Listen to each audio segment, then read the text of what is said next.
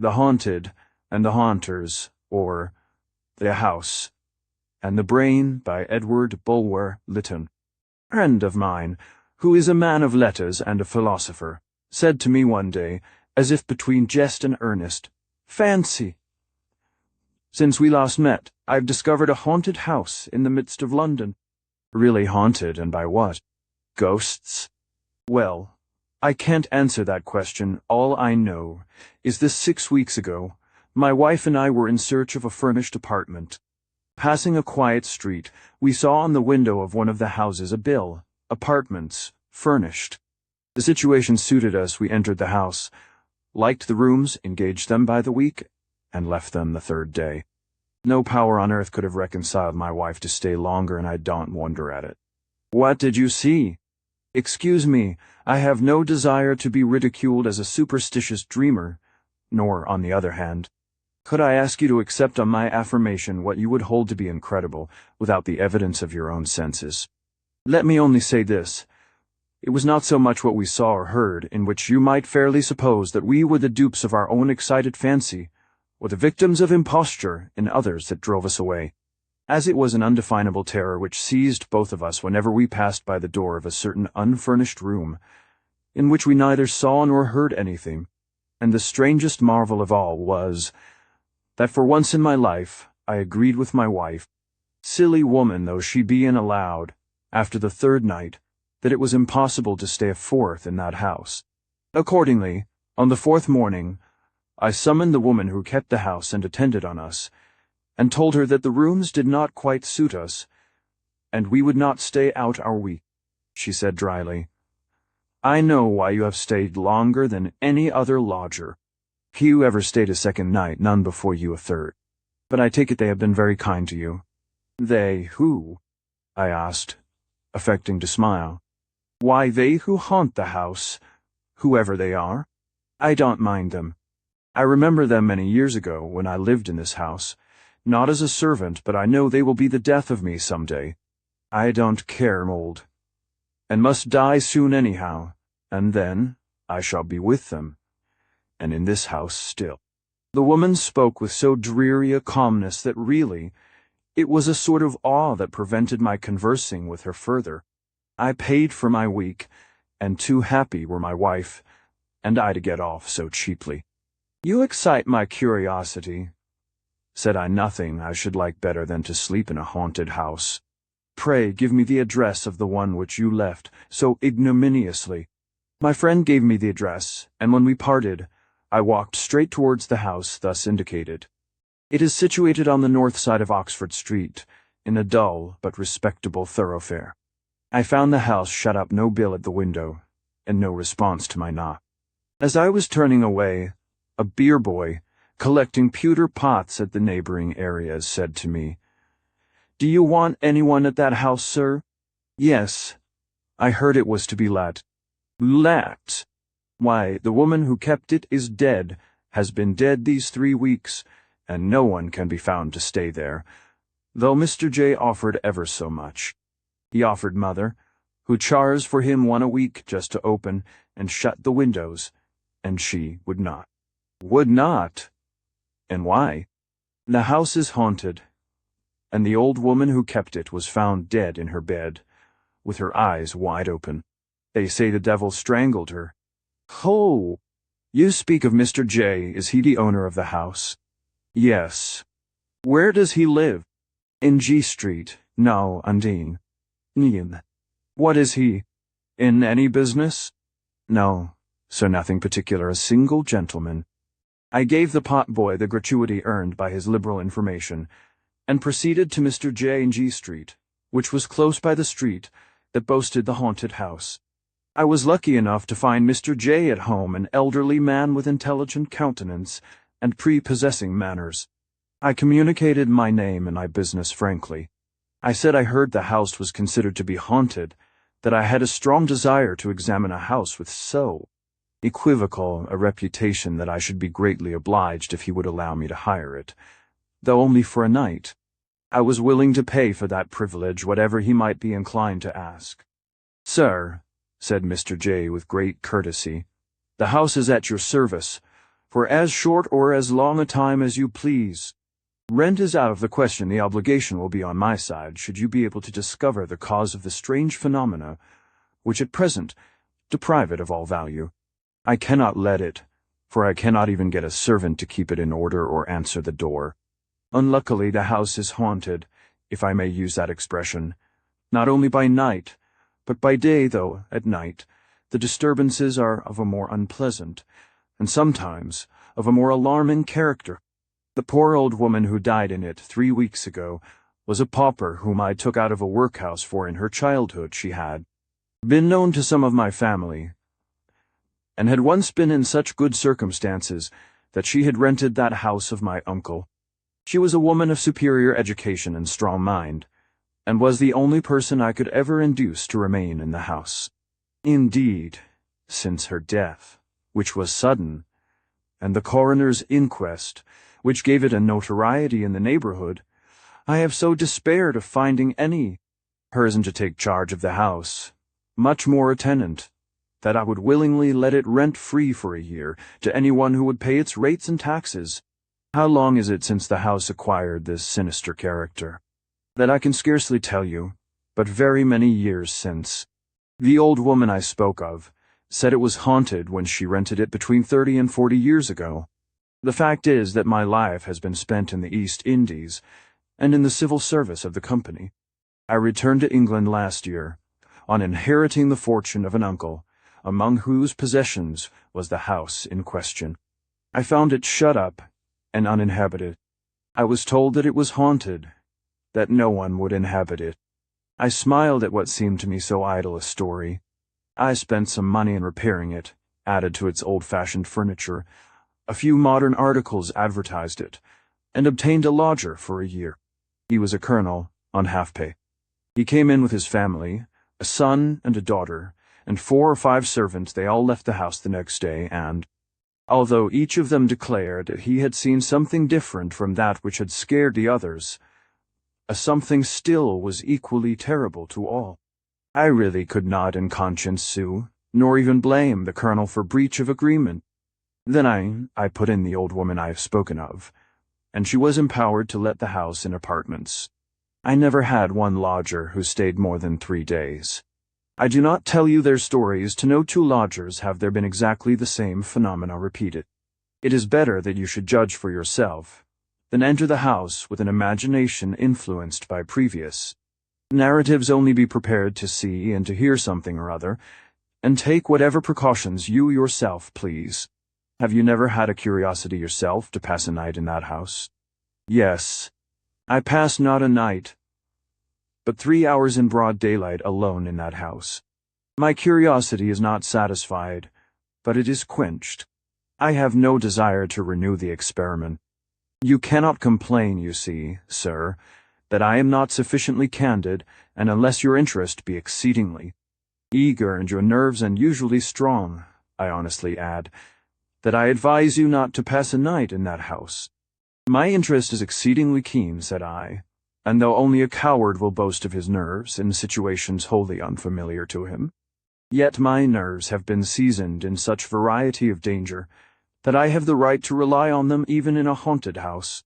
Mr. J. said very little more. He took the keys of the house out of his bureau, gave them to me, and, thanking him cordially for his frankness and his urbane concession to my wish, I carried off my prize.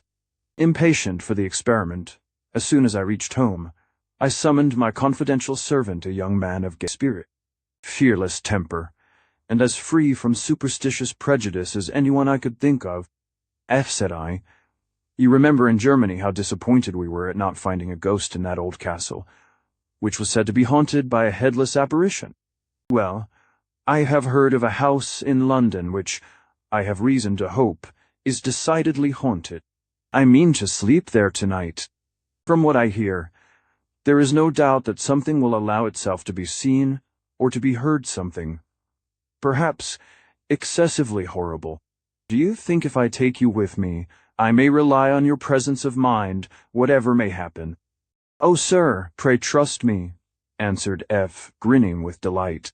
Very well, then, here are the keys of the house. This is the address. Go now, select for me any bedroom you please, and since the house has not been inhabited for weeks, make up a good fire, ere the bed well see, of course, that there are candles as well as fuel. Take with you my revolver and my dagger, so much for my weapons. Arm yourself equally well, and if we are not a match for a dozen ghosts, we shall be but a sorry couple of Englishmen. I was engaged for the rest of the day on business so urgent that I had not leisure to think much on the nocturnal adventure to which I had plighted my honor. I dined alone, and very late, and while dining, read, as is my habit. I selected one of the volumes of Macaulay's essays. I thought to myself that I would take the book with me. There was so much of healthfulness in the style, and practical life in the subjects, that it would serve as an antidote against the influences of superstitious fancy. Accordingly, about 9:30, I put the book into my pocket, and strolled leisurely towards the haunted house. I took with me a favorite dog, an exceedingly sharp, bold, and vigilant bull terrier, a dog fond of prowling about strange, ghostly corners and passages at night in search of rats, a dog of dogs for a ghost. It was a summer night, but chilly, the sky somewhat gloomy and overcast. Still, there was a moon, faint and sickly, but still a moon, and if the clouds permitted, after midnight, it would be brighter. I reached the house, knocked, and my servant opened with a cheerful smile. "All right, sir, and very comfortable." "Oh," said I, "rather disappointed. Have you not seen nor heard anything remarkable?" "Well, sir, I must own I have heard something queer." "What? What? What?" The sound of feet pattering behind me, and once or twice small noises like whispers close at my ear. "Nothing more. You are not at all frightened?" "Aye, not a bit of it, sir," and the man's bold look reassured me on one point, namely, that happen what might, he would not desert me. We were in the hall, the street door closed, and my attention was now drawn to my dog. He had at first run in eagerly enough, but had sneaked back to the door, and was scratching and whining to get out. After patting him on the head, and encouraging him gently, the dog seemed to reconcile himself to the situation, and followed me and F through the house, but keeping close at my heels instead of hurrying inquisitively in advance, which was his usual and normal habit in all strange places. We first visited the subterranean apartments, the kitchen and other offices, and especially the cellars, in which last there were 2 or 3 bottles of wine still left in a bin, covered with cobwebs, and evidently, by their appearance, undisturbed for many years. It was clear that the ghosts were not wine-dippers. For the rest, we discovered nothing of interest. There was a gloomy little backyard, with very high walls. The stones of this yard were very damp, and what with the damp, and what with the dust and smoke grime on the pavement, our feet left a slight impression where we passed. And now appeared the first strange phenomenon witnessed by myself in this strange abode. I saw just before me the print of a foot suddenly form itself, as it were. I stopped, caught hold of my servant, and pointed to it. In advance of that footprint has suddenly dropped another. We both saw it. I advanced quickly to the place the footprint kept advancing before me. A small footprint, the foot of a child, the impression was too faint thoroughly to distinguish the shape, but it seemed to us both that it was the print of a naked foot. This phenomenon ceased when we arrived at the opposite wall, nor did it repeat itself on returning. We remounted the stairs and entered the rooms on the ground floor, a dining parlor, a small back parlor, and a still smaller third room that had been probably appropriated to a footman, all still as death. We then visited the drawing rooms, which seemed fresh and new. In the front room I seated myself in an armchair. F placed on the table the candlestick with which he had lighted us. I told him to shut the door. As he turned to do so, a chair opposite to me moved from the wall quickly and noiselessly, and dropped itself about a yard from my own chair, immediately fronting it. "Why, this is better than the turning tables," said I with a half-laugh, and as I laughed my dog put back his head and howled. F, coming back, had not observed the movement of the chair. He employed himself now in stilling the dog. I continued to gaze on the chair, and fancied I saw on it a pale, blue, misty outline of a human figure, but an outline so indistinct that I could only distrust my own vision. The dog now was quiet. "Put back that chair opposite to me," said I, to foot it back to the wall. F obeyed. "Was that you, sir?" said he, turning abruptly. What? Why, something struck me. I felt it sharply on the shoulder just here. "No," said I, "but we have jugglers present, and though we may not discover their tricks, we shall catch them before they frighten us." We did not stay long in the drawing-rooms, in fact. They felt so damp and so chilly that I was glad to get to the fire upstairs. We locked the doors of the drawing-rooms, a precaution which, I should observe, we had taken with all the rooms we had searched below. The bedroom my servant had selected for me was the best on the floor, a large one, with 2 windows fronting the street. The 4-posted bed, which took up no inconsiderable space, was opposite to the fire, which burned clear and bright, a door in the wall to the left. Between the bed and the window, communicated with the room which my servant appropriated to himself. This last was a small room with a sofa, and had no communication with the landing place, no other door but that which conducted to the bedroom I was to occupy. On either side of my fireplace was a cupboard without locks, flush with the wall, and covered with the same dull brown paper. We examined these cupboards, only hooks to suspend female dresses. Nothing else. We sounded the walls, evidently solid, the outer walls of the building. Having finished the survey of these apartments, warmed myself a few moments, and lighted my cigar, I then, still accompanied by F, went forth to complete my reconnoitre. In the landing place there was another door. It was closed firmly. "Sir," said my servant in surprise, "I unlocked this door with all the others when I first came. It cannot have got locked from the inside." Before he had finished his sentence, the door, which neither of us then was touching, opened quietly of itself. We looked at each other a single instant. The same thought seized both. Some human agency might be detected here. I rushed in first. My servant followed. A small, blank, dreary room without furniture, a few empty boxes and hampers in a corner, a small window, the shutters closed, not even a fireplace, no other door but that by which we had entered, no carpet on the floor, and the floor seemed very old, uneven, worm-eaten, mended here and there, as was shown by the whiter patches on the wood, but no living being, and no visible place in which a living being could have hidden. As we stood gazing round, the door by which we had entered closed as quietly as it had before opened. We were imprisoned. For the first time I felt a creep of undefinable horror. Not so my servant. "Why, they don't think to trap us, sir. I could break that trumpery door with a kick of my foot." "Try first if it will open to your hand," said I, shaking off the vague apprehension that had seized me, "while I unclose the shutters and see what is without." I unbarred the shutters. The window looked on the little backyard I had before described. There was no ledge without nothing to break the sheer descent of the wall. No man getting out of that window would have found any footing till he had fallen on the stones below.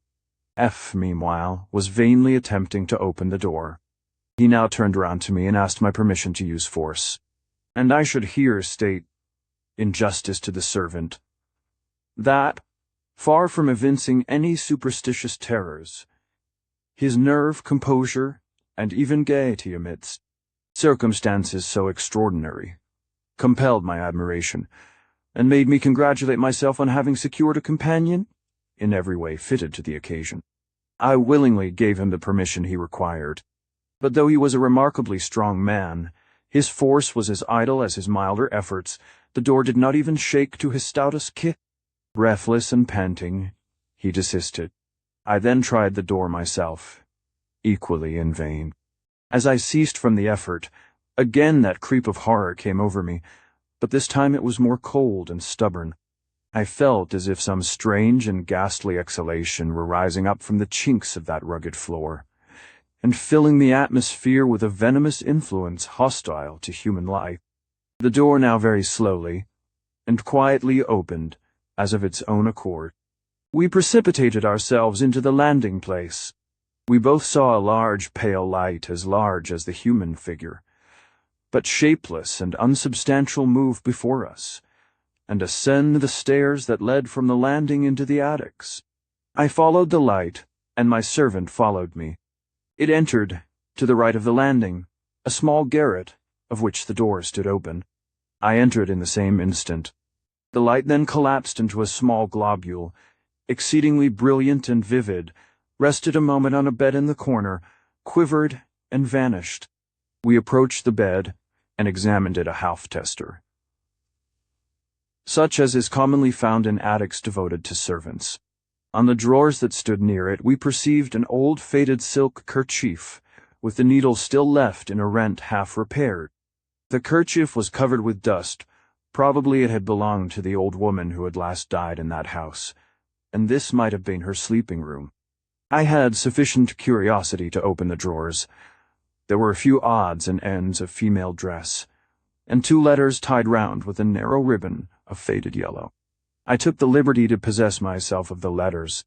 We found nothing else in the room worth noticing, nor did the light reappear, but we distinctly heard, as we turned to go, a pattering footfall on the floor, just before us. We went through the other attics in all 4, the footfall still preceding us. Nothing to be seen, nothing but the footfall heard. I had the letters in my hand. Just as I was descending the stairs, I distinctly felt my wrist seized, and a faint, soft effort made to draw the letters from my clasp. I only held them the more tightly, and the effort ceased. We regained the bedchamber appropriated to myself, and I then remarked that my dog had not followed us when we had left it. He was thrusting himself close to the fire, and trembling.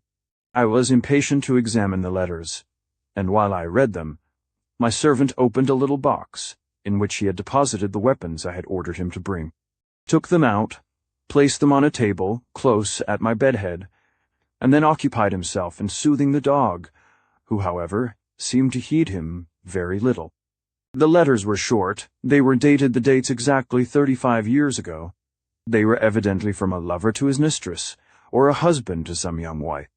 Not only the terms of expression, but a distinct reference to a former voyage, indicated the writer to have been a seafarer. The spelling and handwriting were those of a man imperfectly educated, but still the language itself was forcible. In the expressions of endearment there was a kind of rough, wild love, but here and there were dark, unintelligible hints at some secret, not of love, some secret that seemed of crime. "We ought to love each other," was one of the sentences I remember, "for how everyone else would execrate us if all was known. Again, don't let anyone be in the same room with you at night. You talk in your sleep. And again, what's done can't be undone. And I tell you there's nothing against us unless the dead could come to life." Here there was underlined in a better handwriting a female's they do. At the end of the letter, latest in date, the same female hand had written these words: "Lost at sea the 4th of June, the same day as I put down the letters and began to muse over their contents, fearing, however, that the train of thought into which I fell might unsteady my nerves. I fully determined to keep my mind in a fit state to cope with whatever of marvelous the advancing night might bring forth. I roused myself, laid the letters on the table, stirred up the fire, which was still bright and cheering, and opened my volume of Macaulay. I read quietly enough till about 11:30. I then threw myself dressed upon the bed, and told my servant he might retire to his own room, but must keep himself awake. I bade him leave open the door between the 2 rooms. Thus alone, I kept 2 candles burning on the table by my bedhead. I placed my watch beside the weapons, and calmly resumed my Macaulay. Opposite to me the fire burned clear, and on the hearthrug, seemingly asleep, lay the dog. In about 20 minutes I felt an exceedingly cold air pass by my cheek, like a sudden draught. I fancied the door to my right, communicating with the landing place, must have got open, but no, it was closed. I then turned my glance to my left, and saw the flame of the candles violently swayed as by a wind. At the same moment, the watch beside the revolver softly slid from the table. Softly. No visible hand, it was gone.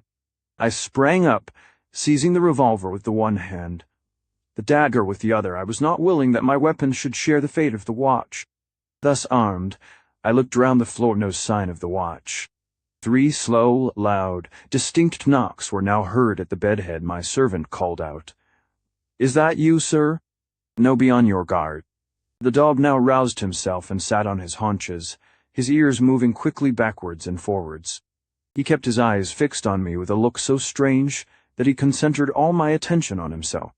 Slowly he rose up, all his hair bristling, and stood perfectly rigid, and with the same wild stare.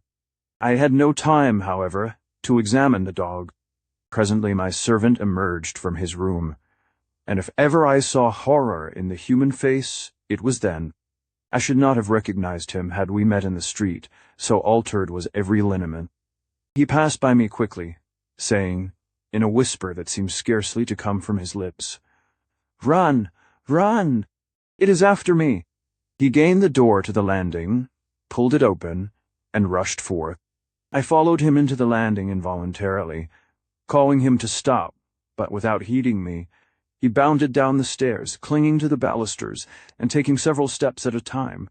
I heard, where I stood, the street door open, heard it again clap to. I was left alone in the haunted house.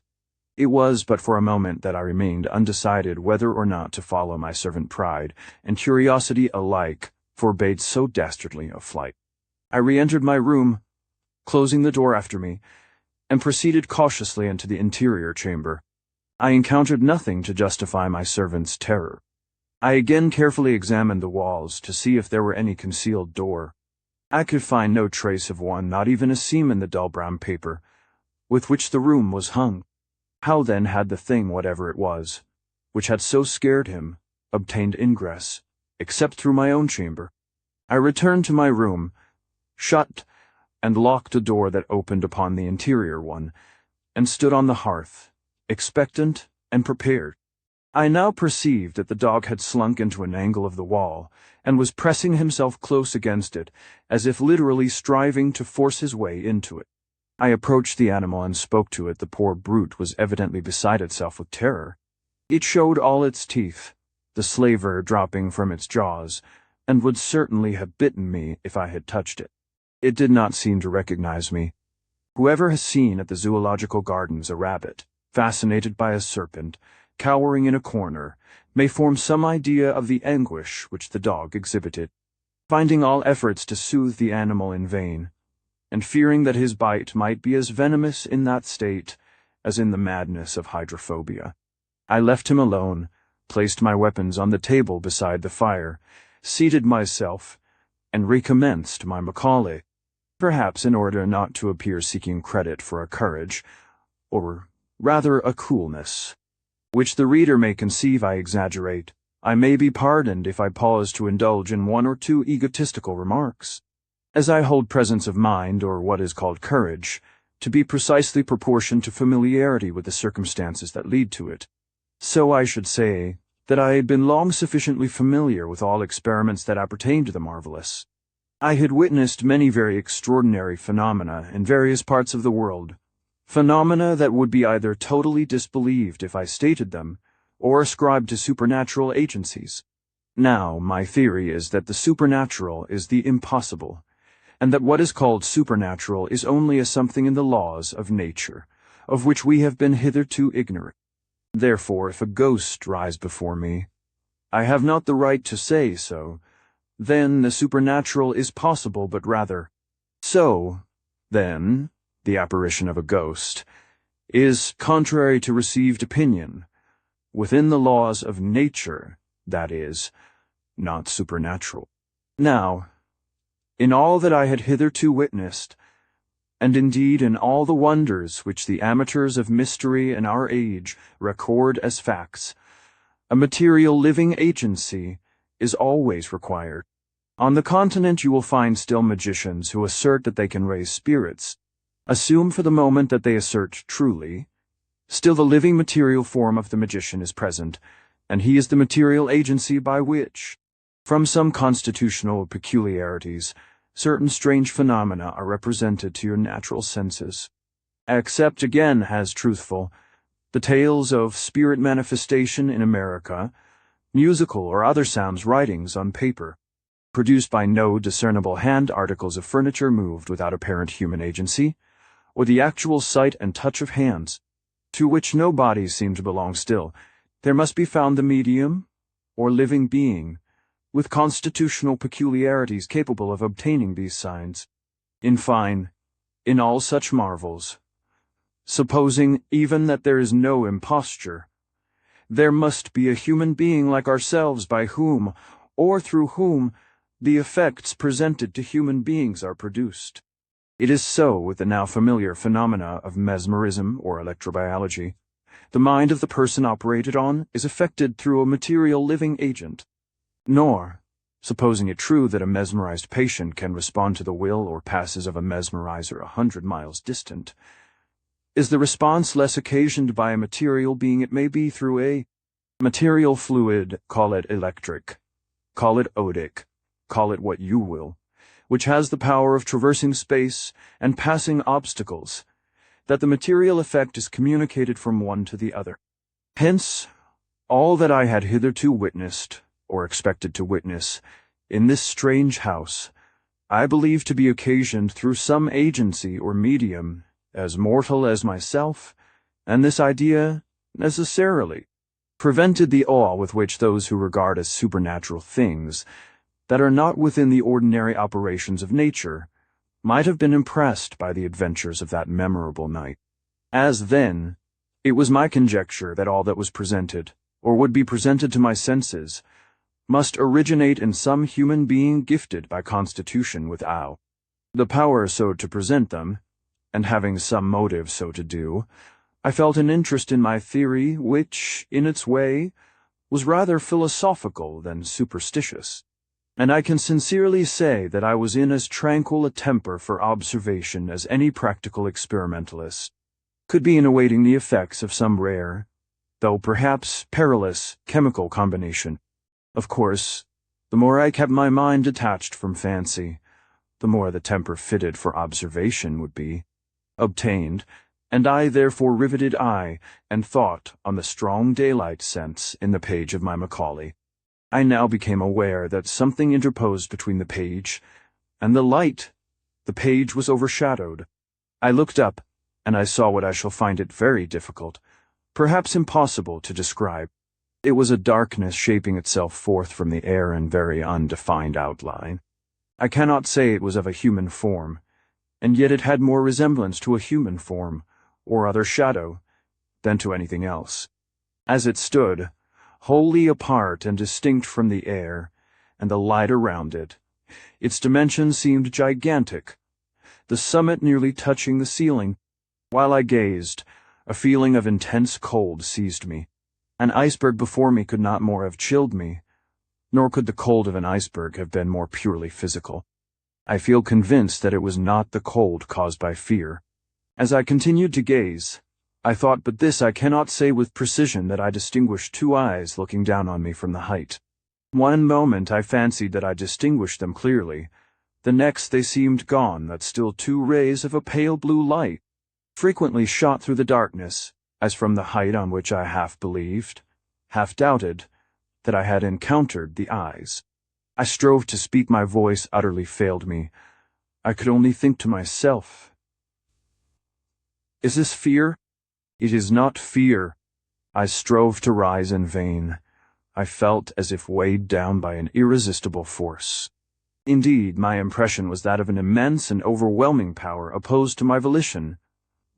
That sense of utter inadequacy to cope with a force beyond man's, which one may feel physically in a storm at sea, in a conflagration, or when confronting some terrible wild beast, or rather perhaps the shark of the ocean, I felt morally. Opposed to my will was another will, as far superior to its strength as storm, fire, and shark are superior in material force to the force of man. And now, As this impression grew on me, now came, at last, horror, horror, to a degree that no words can convey. Still I retained pride, if not courage, and in my own mind I said, "This is horror. But it is not fear unless I fear I cannot be harmed. My reason rejects this thing, it is an illusion, I do not fear." With a violent effort, I succeeded at last in stretching out my hand towards the weapon on the table as I did so. On the arm and shoulder I received a strange shock, and my arm fell to my side powerless.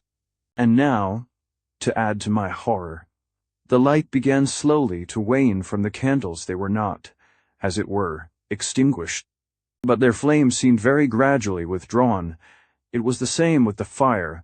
The light was extracted from the fuel. In a few minutes the room was in utter darkness. The dread that came over me, to be thus in the dark with that dark thing, whose power was so intensely felt, brought a reaction of nerve. In fact, terror had reached that climax, that either my senses must have deserted me, or I must have burst through the spell. I did burst through it. I found voice, though the voice was a shriek. I remember that I broke forth with words like these: "I do not fear. My soul does not fear." And at the same time I found strength to rise. Still in that profound gloom, I rushed to one of the windows, tore aside the curtain, flung open the shutters. My first thought was light. And when I saw the moon high, clear, and calm, I felt a joy that almost compensated for the previous terror. There was the moon. There was also the light from the gas lamps in the deserted, slumberous street. I turned to look back into the room. The moon penetrated its shadow very palely and partially, but still there was light. The dark thing, whatever it might be, was gone, except that I could yet see a dim shadow, which seemed the shadow of that shade, against the opposite wall. My eye now rested on the table, and from under the table, which was without cloth or cover, an old mahogany round table, there rose a hand, visible as far as the wrist. It was a hand, seemingly, as much of flesh and blood as my own, but the hand of an aged person, lean, wrinkled, small too, a woman's hand.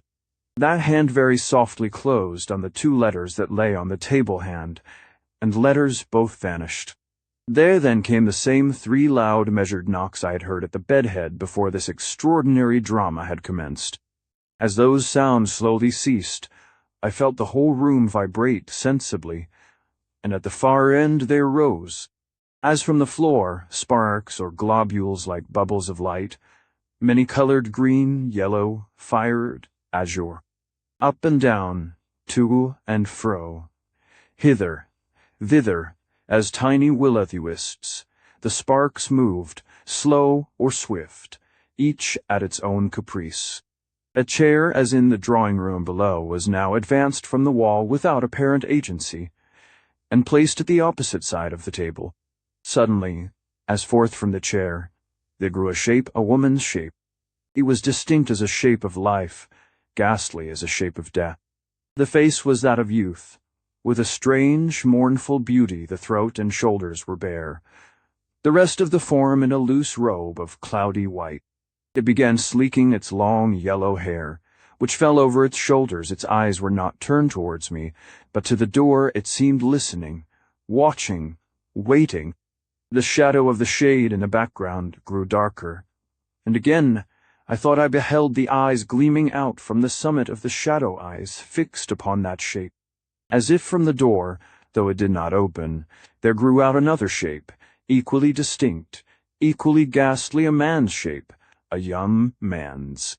It was in the dress of the last century, or rather in a likeness of such dress, for both the male shape and the female, though defined, were evidently unsubstantial, impalpable simulacra, phantasms, and there was something incongruous, grotesque, yet fearful, in the contrast between the elaborate finery, the courtly precision of that old-fashioned garb, with its ruffles and lace and buckles, and the corpse-like aspect and ghost-like stillness of the flitting wearer.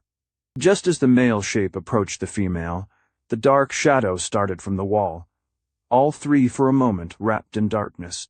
When the pale light returned, the two phantoms were as if in the grasp of the shadow that towered between them, and there was a blood stain on the breast of the female and the phantom. The male was leaning on its phantom sword, and blood seemed trickling fast from the ruffles. From the lace and the darkness of the intermediate shadow swallowed them up, they were gone. And again the bubbles of light shot, and sailed and undulated, growing thicker and more wildly confused in their movements. The closet door to the right of the fireplace now opened, and from the aperture there came the form of an aged woman. In her hand she held letters, the very letters over which I had seen the hand close and behind her. I heard a footstep. She turned round as if to listen, and then she opened the letters and seemed to read, and over her shoulder I saw a livid face. The face as of a man long drowned, bloated, bleached, seaweed tangled in its dripping hair, and at her feet lay a form as of a corpse, and beside the corpse there cowered a child, a miserable, squalid child, with famine in its cheeks and fear in its eyes. And as I looked in the old woman's face, the wrinkles and lines vanished, and it became a face of youth, hard-eyed, stony, but still youth, and the shadow darted forth, and darkened over these phantoms as it had darkened over the last.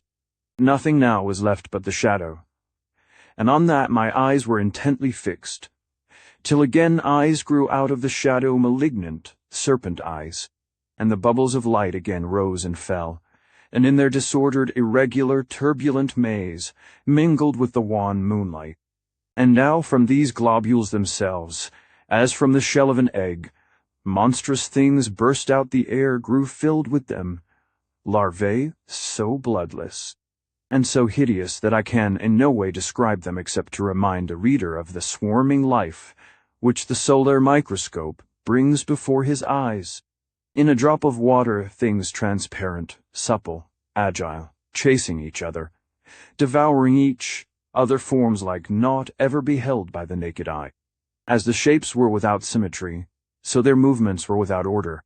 In their very vagrancies there was no sport. They came round me, and round, thicker and faster and swifter, swarming over my head, crawling over my right arm, which was outstretched in involuntary command against all evil beings. Sometimes I felt myself touched, but not by them. Invisible hands touched me. Once I felt the clutch as of cold, soft fingers at my throat. I was still equally conscious that if I gave way to fear I should be in bodily peril, and I concentrated all my faculties in the single focus of resisting, stubborn will. And I turned my sight from the shadow above all, from those strange serpent eyes that had now become distinctly visible. For there, though in naught else around me, I was aware that there was a will, and a will of intense, creative, working evil, which might crush down my own. The pale atmosphere in the room began now to redden, as if in the air of some near conflagration. The larvae grew lurid as things that live in fire. Again the room vibrated, again were heard the 3 measured knocks, and again all things were swallowed up into the darkness of the dark shadow, as if out of that darkness all had come. Into that darkness all returned. As the gloom receded, the shadow was wholly gone. Slowly, as it had been withdrawn, the flame grew again into the candles on the table, again into the fuel in the grate. The whole room came once more, calmly, healthfully into sight.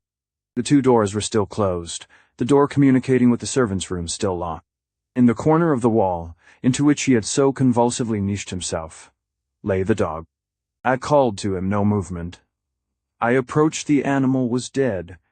His eyes protruded, his tongue out of his mouth. The froth gathered round his jaws. I took him in my arms. I brought him to the fire. I felt acute grief for the loss of my poor favorite, acute self-reproach. I accused myself of his death. I imagined he had died of fright. But what was my surprise on finding that his neck was actually broken? Had this been done in the dark? Must it not have been by a hand human? As mine, must there not have been a human agency all the while in that room? good cause to suspect it. I cannot tell. I cannot do more than state the fact fairly. The reader may draw his own inference. Another surprising circumstance, my watch was restored to the table from which it had been so mysteriously withdrawn, but it had stopped at the very moment it was so withdrawn. Nor, despite all the skill of the watchmaker, has it ever gone since that is. It will go in a strange, erratic way for a few hours, and then come to a dead stop. It is worthless. Nothing more chanced for the rest of the night. Nor indeed had I long to wait before the dawn broke, nor till it was broad daylight did I quit the haunted house. Before I did so, I revisited the little blind room in which my servant and myself had been for a time imprisoned. I had a strong impression, for which I could not account, that from that room had originated the mechanism of the phenomena, if I may use the term, which had been experienced in my chamber. And though I entered it now in a clear day, with the sun peering through the filmy window, I still felt, as I stood on its floors, the creep of the horror which I had first there experienced the night before, and which had been so aggravated by what had passed in my own chamber. I could not, indeed, bear to stay more than half a minute within those walls. I descended the stairs, and again I heard the footfall before me, and when I opened the street door, I thought I could distinguish a very low laugh. I gained my own home, expecting to find my runaway servant there, but he had not presented himself, nor did I hear more of him for 3 days, when I received a letter from him, dated from Liverpool, to this effect: "Honored Sir, I humbly entreat your pardon, though I can scarcely hope that you will think that I deserve it, unless, which Heaven forbid, you saw what I did. I feel that it will be years before I can recover myself, and as to being fit for service, it is out of the question. I am therefore going to my brother-in-law at Melbourne. The ship sails tomorrow. Perhaps the long voyage may set me up. I do nothing now but start and tremble, and fancy it is behind me. I humbly beg you, honored sir, to order my clothes, and whatever wages are due to me, to be sent to my mother's, at Walworth. John knows her address." The letter ended with additional apologies, somewhat incoherent, and explanatory details as to effects that had been under the writer's charge. This flight may perhaps warrant a suspicion that the man wished to go to Australia, and had been somehow or other fraudulently mixed up with the events of the night. I say nothing in refutation of that conjecture. Rather, I suggest it as one that would seem to many persons the most probable solution of improbable occurrences. My belief in my own theory remained unshaken. I returned in the evening to the house, to bring away in a hack cab the things I had left there, with my poor dog's body. In this task I was not disturbed, nor did any incident worth note befall me, except that still, on ascending and descending the stairs, I heard the same footfall in advance. On leaving the house, I went to Mr. J.S. He was at home. I returned him the keys, told him that my curiosity was sufficiently gratified, and was about to relate quickly what had passed, when he stopped me and said, though with much politeness, that he had no longer any interest in a mystery which none had ever solved. I determined at least to tell him of the 2 letters I had read, as well as of the extraordinary manner in which they had disappeared, and I then inquired if he thought they had been addressed to the woman who had died in the house, and if there were anything in her early history which could possibly confirm the dark suspicions to which the letters gave rise. Mr. J. seemed startled, and after musing a few moments, answered, "I am but little acquainted with the woman's earlier history, except as I before told you, that her family were known to mine, but you revive some vague reminiscences to her prejudice. I will make inquiries, and inform you of their result. Still, even if we could admit the popular superstition that a person who had been either the perpetrator or the victim of dark crimes in life could revisit, as a restless spirit, the scene in which those crimes had been committed, I should observe that the house was infested by strange sights and sounds before the old woman died. You smile. What would you say? I would say this, that I am convinced if we could get to the bottom of these mysteries, we should find a living human agency. What? You believe it is all an imposture? For what object? Not imposture in the ordinary sense of the word. If suddenly I were to sink into a deep sleep, from which you could not awake me, but in that sleep could answer questions with an accuracy which I could not pretend to, when awake tell you what money you had in your pocket, nay, describe your very thoughts, it is not necessarily an imposture, any more than it is necessarily supernatural. I should be, unconsciously to myself, under a mesmeric influence, conveyed to me from a distance by a human being who had acquired power over me, by previous report. But if a mesmerizer could so affect another living being, can you suppose that a mesmerizer could also affect inanimate objects, move chairs open and shut doors, or impress our senses with the belief in such effects, we never having been in rapport with the person acting on us? No. What is commonly called mesmerism could not do this, but there may be a power akin to mesmerism, and superior to it the power that in the old days was called magic. That such a power may extend to all inanimate objects of matter, I do not say. But if so, it would not be against nature, it would be only a rare power in nature, which might be given to constitutions with certain peculiarities, and cultivated by practice to an extraordinary degree. That such a power might extend over the dead, that is, over certain thoughts and memories, that the dead may still retain and compel. Not that which ought properly to be called the soul, and which is far beyond human reach, but rather a phantom of what has been most earth-stained on earth. To make itself apparent to our senses is a very ancient though obsolete theory upon which I will hazard no opinion. But I do not conceive the power would be supernatural. Let me illustrate what I mean from an experiment which Paracelsus describes as not difficult, and which the author of the Curiosities of Literature cites as credible. A flower perishes, you burn it.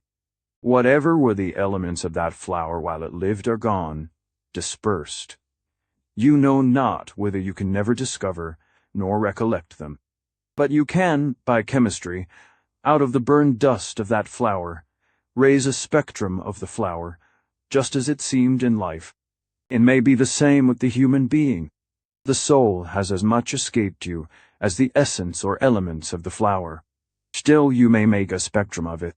And this phantom, though in the popular superstition it is held to be the soul of the departed, must not be confounded with the true soul it is, but the eidolon of the dead form. Hence, like the best attested stories of ghosts or spirits, the thing that most strikes us is the absence of what we hold to be soul, that is, of superior emancipated intelligence. These apparitions come for little or no object. They seldom speak when they do come, if they speak. They utter no ideas above those of an ordinary person on earth. American spirit seers have published volumes of communications, in prose and verse, which they assert to be given in the names of the most illustrious dead Shakespeare, Bacon, heaven knows whom. Those communications, taking the best, are certainly not a whit of higher order than would be communications from living persons. Of fair talent and education, they are wondrously inferior to what Bacon, Shakespeare, and Plato said and wrote when on earth. Nor, what is more noticeable, do they ever contain an idea that was not on the earth before. Wonderful, therefore, as such phenomena may be, granting them to be truthful, I see much that philosophy may question, nothing that it is incumbent on philosophy to deny, namely, nothing supernatural. They are but ideas conveyed somehow or other. We have not yet discovered the means from one mortal brain to another. Whether, in so doing, tables walk of their own accord, or fiend-like shapes appear in a magic circle, or bodiless hands rise and remove material objects, or a thing of darkness, such as presented itself to me, freeze our blood, still am I persuaded that these are but agencies conveyed, as by electric wires, to my own brain from the brain of another. In some constitutions there is a natural chemistry, and those constitutions may produce chemic wonders, in others a natural fluid. Call it electricity, and these may produce electric wonders. But the wonders differ from normal science in this: they are alike objectless, purposeless, puerile, frivolous. They lead on to no grand results, and therefore the world does not heed, and true sages have not cultivated them. But sure I am that of all I saw or heard, a man human as myself was the remote originator, and I believe unconsciously to himself, as to the exact effects produced. For this reason no two persons, you say, have ever told you that they experienced exactly the same thing. Well, observe, no two persons ever experience exactly the same dream. If this were an ordinary imposture,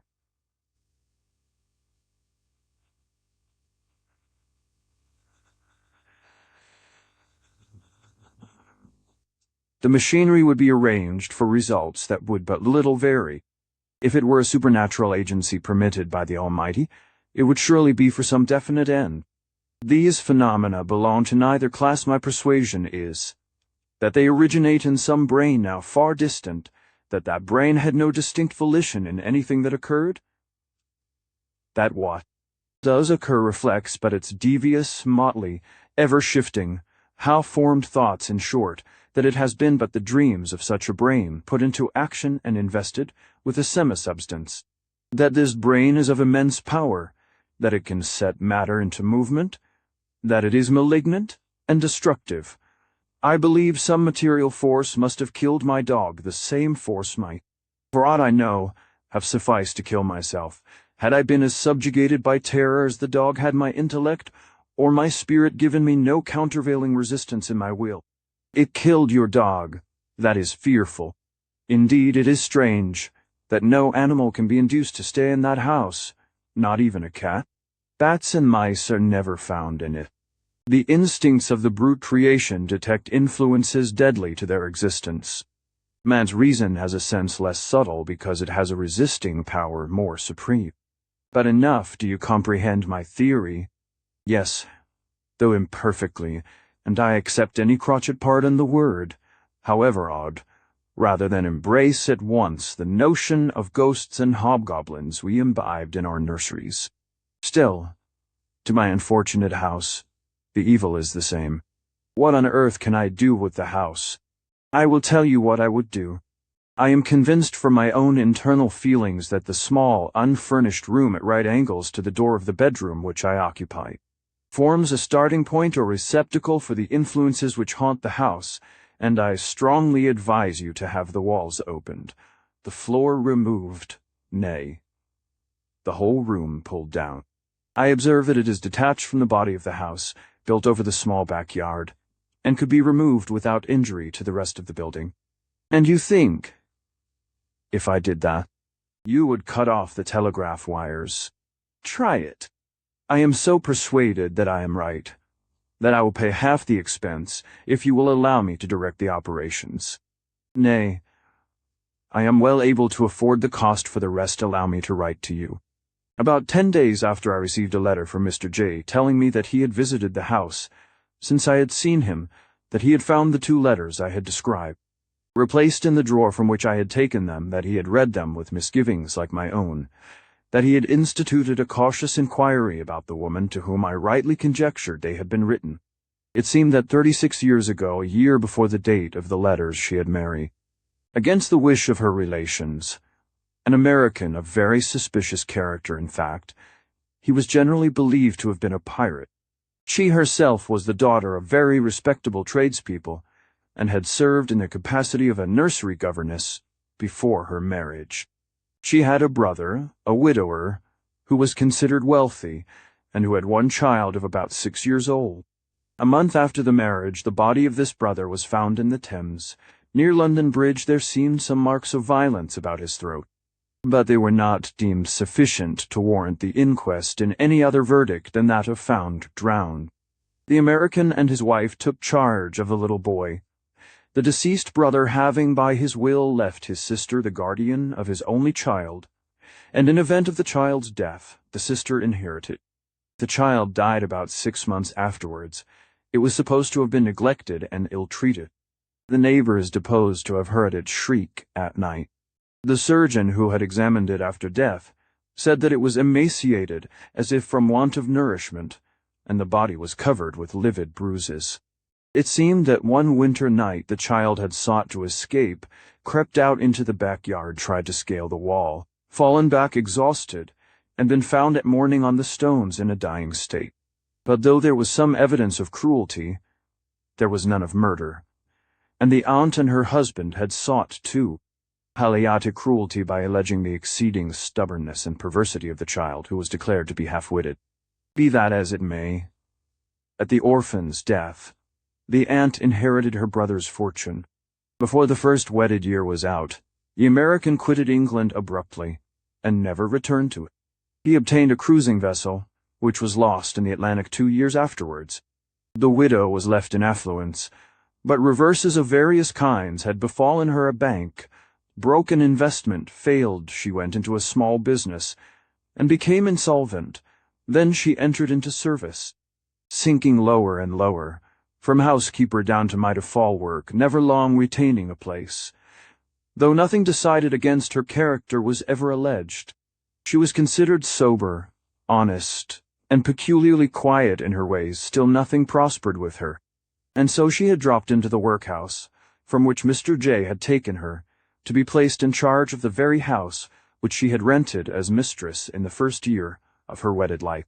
Mr. J. added that he had passed an hour alone in the unfurnished room which I had urged him to destroy, and that his impressions of dread, while they were so great, though he had neither heard nor seen anything, that he was eager to have the walls bared, and the floors removed as I had suggested. He had engaged persons for the work, and would commence any day I would name. The day was accordingly fixed. I repaired to the haunted house. We went into the blind, dreary room, took up the skirting, and then the floors. Under the rafters, covered with rubbish, was found a trapdoor, quite large enough to admit a man. It was closely nailed down, with clamps and rivets of iron. On removing these, we descended into a room below, the existence of which had never been suspected. In this room, there had been a window and a flue, but they had been bricked over, evidently for many years. By the help of candles we examined this place. It still retained some mouldering furniture, 3 chairs, an oak settle, a table, all of the fashion of about 80 years ago. There was a chest of drawers against the wall, in which we found, half rotted away, old-fashioned articles of a man's dress, such as might have been worn 80 or 100 years. Ago by a gentleman of some rank, costly steel buckles and buttons, like those yet worn in court dresses, a handsome court sword in a waistcoat which had once been rich with gold lace, but which was now blackened and foul with damp. We found 5 guineas, a few silver coins, and an ivory ticket, probably for some place of entertainment long since passed away. But our main discovery was in a kind of iron safe fixed to the wall, the lock of which it cost us much trouble to get pit. In this safe were 3 shelves and 2 small drawers. Ranged on the shelves were several small bottles of crystal, hermetically stopped. They contained colorless, volatile essences, of the nature of which I shall only say that they were not poisons. Phosphor and ammonia entered into some of them. There were also some very curious glass tubes, and a small pointed rod of iron, with a large lump of rock crystal, and another of amber, also a lodestone of great power. In one of the drawers we found a miniature portrait set in gold, and retaining the freshness of its colors most remarkably, considering the length of time it had probably been there. The portrait was that of a man who might be somewhat advanced in middle life, perhaps 47 or 48. It was a remarkable face, a most impressive face. If you could fancy some mighty serpent transformed into man, preserving in the human lineaments the old serpent type, you would have a better idea of that countenance than long descriptions can convey. The width and flatness of frontal, the tapering elegance of contour, disguising the strength of the deadly jaw, the long, large, terrible eye, glittering and green as the emerald, and withal a certain ruthless calm, as if from the consciousness of an immense power. Mechanically I turned round the miniature to examine the back of it, and on the back was engraved a pentacle. In the middle of the pentacle a ladder, and the third step of the ladder was formed by the date 1765. Examining still more minutely, I detected a spring. This, on being pressed, opened the back of the miniature as a lid. Within the lid were engraved, "Mariana to thee. Be faithful in life, and in death to I." Here follows a name that I will not mention, but it was not unfamiliar to me. I had heard it spoken of by old men in my childhood as the name borne by a dazzling charlatan, who had made a great sensation in London for a year or so, and had fled the country on the charge of a double murder within his own house, that of his mistress and his rival. I said nothing of this to Mr. J., to whom reluctantly I resigned the miniature. We had found no difficulty in opening the first drawer within the iron safe. We found great difficulty in opening the second. It was not locked, but it resisted all efforts, till we inserted in the chinks the edge of a chisel. When we had thus drawn it forth, we found a very singular apparatus in the nicest order. Upon a small, thin book, or rather tablet, was placed a saucer of crystal. This saucer was filled with a clear liquid. On that liquid floated a kind of compass, with a needle shifting rapidly round, but instead of the usual points of a compass were 7 strange characters, not very unlike those used by astrologers to denote the planets. A peculiar but not strong, nor displeasing odor came from this drawer, which was lined with a wood that we afterwards discovered to be hazel. Whatever the cause of this odor, it produced a material effect on the nerves. We all felt it, even the 2 workmen who were in the room, a creeping, tingling sensation from the tips of the fingers to the roots of the hair. Impatient to examine the tablet, I removed the saucer. As I did so, the needle of the compass went round and round with exceeding swiftness, and I felt a shock that ran through my whole frame, so that I dropped the saucer on the floor. The liquid was spilled, the saucer was broken, the compass rolled to the end of the room, and at that instant the walls shook to and fro as if a giant had swayed and rocked them. The 2 workmen were so frightened that they ran up the ladder by which we had descended from the trapdoor, but seeing that nothing more happened, they were easily induced to return. Meanwhile, I had opened the tablet. It was bound in plain red leather. With a silver clasp it contained but 1 sheet of thick vellum, and on that sheet were inscribed, within a double pentacle, words in old monkish Latin, which are literally to be translated thus on all that it can reach within these walls: sentient or inanimate, living or dead, as moves the needle, so work my will. Arst be the house, and restless be the dwellers therein. We found no more. Mr. J. burned the tablet and its anathema. He razed to the foundations the part of the building containing the secret room with the chamber over it.